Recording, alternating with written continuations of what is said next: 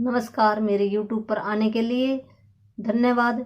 मेरी वीडियो देखने के लिए। आज का हमारा टॉपिक है पुरानी से पुरानी खांसी, चाहे 100 साल पुरानी खांसी है, उसकी एक अचूक दवा मैं बताने जा रही हूँ।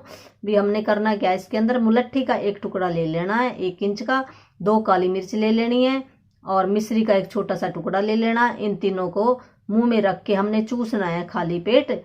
चूसे तो पुरानी से पुरानी खांसी है, गले में खारिश है, गला बैठ गया है, जिसकी आवाज का निकलना बंद हो गया है, इन सब में ये फायदा करेगी। धन्यवाद।